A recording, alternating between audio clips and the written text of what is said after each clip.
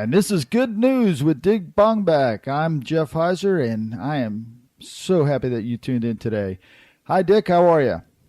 I am doing great, and it is so good to bring forth good news.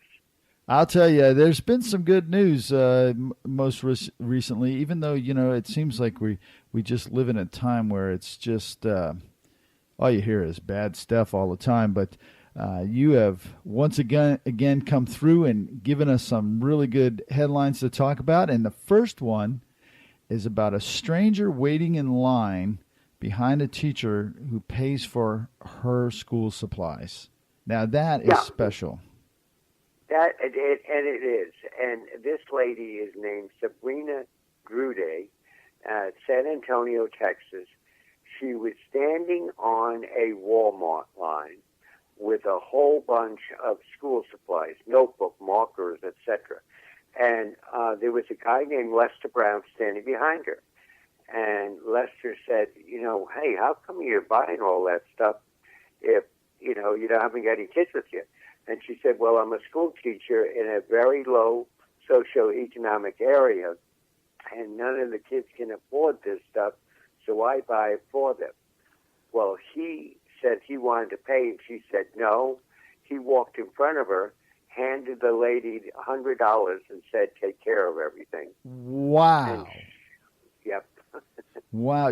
My daughter's a school teacher, and she used to have to go out and buy all these different supplies because the school didn't supply it. And she was at like a charter school, and they still didn't supply it. And most of the kids that went there could afford it, but they wouldn't buy it. So she had to go and get this stuff. And it's like, I know she would have definitely welcomed that. Well, the thing is, what Sabrina did is she was so over the top. She had him come to her classroom's pizza party and to thank him so he could share that he would be an inspiration to the kids. Oh, that is just really awesome. Now, where was this? In San Antonio, Texas. San Antonio, Texas. It seems like everything is happening out in Texas. That's true. That's correct. Oh, man. So the next one you have for us is flat tires from Brazil's rough roads being recycled for home construction. What is this all about? This guy's name is Jose Neto Medeiros, and he lives in the Brazilian state of Goiás. And he has been for years a guy that worked with used tires. And so one day he came up with this invention that why couldn't he convert them into something like bricks to make housing? Well, I guess you would call it the regulations for house building in Brazil are not like they are here in this world. And so he started building it, and he has now built a hotel complex with used tires. Now, are these all are these all ground up, or what is it? I mean, they're ground up, and he flattens and rolls them out, and then he fastens them with staples. He uses a tiny bit of concrete and other recyclables like glass, plastic, etc. And so when initially he started doing it, they said, this is not going to work. Well, then he started building the walls of one place, and then he built his own house, and then he built this hotel complex. Wow. I was out west in June, and we passed this place, and I'm not sure what state I was in at the time, but it was this whole complex of homes, of solar homes and off-the-grid type homes. And I've seen it on TV where they did this special. It was either on 60 Minutes or 2020, and all these people live in these homes. And there was one home that was built out of tires. I mean, but they were full tires laid on top of one another, filled up with mud, and and what have you. And these people swear by this stuff. Same with a bottle. There was a home made out of all bottles, and they lay the bottles and fill it up with mud in between. I don't know if wow. I don't know if I could live in those. But in the shows, they're beautiful homes on the inside, and they build them in such a way so that there's no air conditioning because of the way the ventilation is, and it's amazing. Have you ever been down in Brazil? I have never been in Brazil. I have to share this with you. I've been down there a couple of times, and when you come in on the aircraft, the pilot, at least the pilots that I've had, they tilt the plane so that you can see all of the humanity that is there, and it is incredible. As far as you can see are homes or buildings. You can't see any place where there isn't coming in. And what I was told is that as their cities get old, they leave those cities for the unfortunate people, and they build another city right next to it. And then when that one goes down, they leave it for the less fortunate, and then they build another one. And when I was down there, they were like on their third city that they were building. It was incredible. It's just there's so many people down there. I mean, just a mass of humanity. Wow. And I don't think they showed that too much on the when they were doing the Olympics. That how many people really live down in Brazil. It's a phenomenal number. Your next story is man makes 108 pounds of barbecue for displaced Baton Rouge flood victims. Now I have to tell you, that would not be enough just for my family.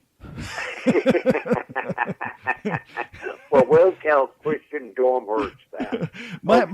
My two sons would consume that very quickly. Well, we'll mention that to Christian. Okay.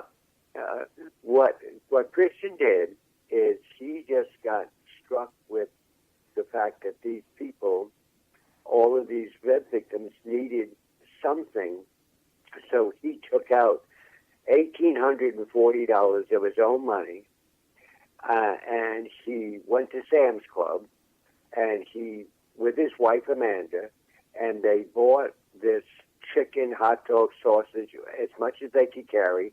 He put a smoker on the back of his car, and he drove to the Celtic Media Center in Baton Rouge, where there were over 2,000 evacuees.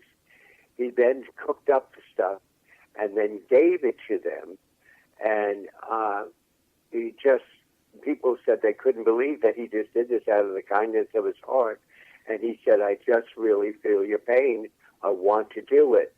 And he also, there were people who said, could he cook for the military and the police that were working the disaster relief? And so he said that he would come back the next day. He came back the next day with $990 worth of food. Wow. Because he is a veteran himself. And then he mentioned it to his employer, Dow Chemicals, and they are reimbursing him for everything. Wow. And they want to make him an outstanding employee. Wow, that's awesome. It seems like there's always those few people. Like, remember a couple of years ago when the 4 hurricanes came through, and how many people just came down and cooked food. I mean, it was crazy. And after 9/11, all those people that stayed down there and just cooked food and kept on cooking food, was some famous chef from in New York. He opened up a tent and he was just cooking food continuous, round the clock for people. It's crazy. Crazy. I plan to call Christian after we finish this particular show to tell him to go check out the Heiser family. I'm really interested to know. I mean, did he do that like when that state had the special guest this past week? I'm just curious. I mean, that's a pretty big meal to be cooking. So, Your next headlines is athlete overcomes depression and brings home Olympic silver medal for a home crowd in Brazil. What is this all about? Well, this is, and again, I don't remember seeing this on the TV on the Rio Olympics, but it's Brazilian gymnast Diego Hipólito, and he is a 30-year-old athlete, and he did not do well in Beijing or in London, and he fell in the finals of both games as a gymnast, and he went into deep depression. He lost 22 pounds, got a bunch of health issues, and the team he was on, they ended their gymnastics project due to lack of money in 2013, and he ended up finding another team, and he just kept saying, I got to get over this, I got to get through it. He did, to the point where he won the silver medal for his floor routine. That is amazing. That really is. You know, when I first saw this, I was thinking immediately of another athlete until the headline said the home crowd in Brazil, because, you know, Michael Phelps, yep, it was the same thing with him. I mean, he sat in his room. He was ready to take his own life. I mean, you have all these medals and you have no self-worth. I mean, I don't know how that works, but he didn't. And wow, what an amazing story. That is so good to hear that this young man, or he's not really a young man, I guess, came through He's 30 this. Years, yeah, 30 years old. yeah. Well, for the Olympics, I don't know if that's young anymore. well, compared to some of us, that's young. but did you see how many older athletes were winning medals? I mean, there was a female cyclist. She was in her late 30s. There's some of the swimmers and some of the divers, and it's just amazing how well some of the older athletes are doing. So. Yeah, I mean, and that person named RL, we won't go into his actual name. He's 31. He's 31. Wow. You know, I have to ask you, did you see this? This is a piece of good news that I was hoping you were going to talk about.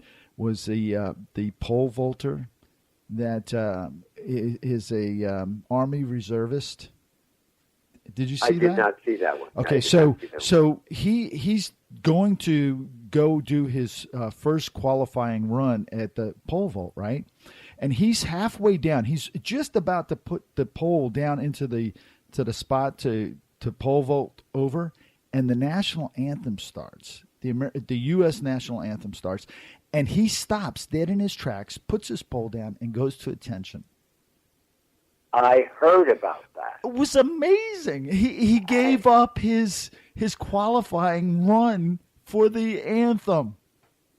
It was amazing. Well, you know what? This is the first time we've had 5 good news stories. Yeah, I'm telling you. And you know what? He afterwards, I think he won the bronze medal for pole vault. Yeah. Yeah. Without even doing a qualifying run. It was amazing. Anyways, once again, thank you so much for being here for your good news segments. And until next week, what do you have to leave us? Well, there's something about a tractor trailer and showers, and that's all I'll say. Until then, have yourself a great week there, Mr. Baumbach, and we'll see you again with good news next week. Okay, have a good week. Take care. Take care.